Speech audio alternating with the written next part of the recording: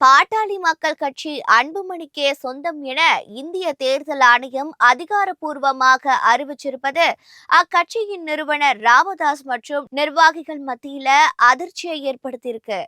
பாமக நிறுவனர் ராமதாசுக்கும் அவரது மகன் அன்புமணிக்கும் இடையே பனிப்போர் நீடித்து வந்த நிலையில் அன்புமணியை கட்சியை விட்டு நீக்கி புதிய செயல் தலைவராக தனது மூத்த மகள் ஸ்ரீ காந்தியையும், இளைஞர் சங்க தலைவராக ஜி.கே. மணியின் மகன் தமிழ்குமரனையும் ராமதாஸ் நியமித்தார்.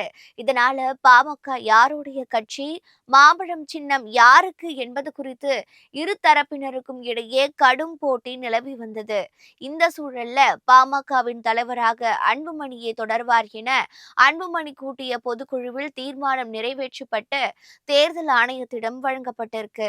இந்த நிலையில ராமதாசுக்கு தேர்தல் ஆணையம் அனுப்பிய கடிதத்துல தேர்தல் ஆணையத்தின் பதிவுகளின்படி பாட்டாளி மக்கள் கட்சியின் நிர்வாகிகள் பதவிக்காலம் 2026 ஆண்டு ஆகஸ்ட் மாதம் வரை செல்லுபடியாகும்னோ, அதன்படி அன்புமணிதான் கட்சியின் தலைவர்னு கூறப்பட்டிருக்கு. பாமக நிறுவனர் ராமதாஸ் கட்சியின் தலைவர் என்று கூறிக்கொண்டால் தகுதி வாய்ந்த நீதிமன்றத்தை அணுகுமாறு தேர்தல் ஆணையம் அறிவுறுத்தியிருக்கு.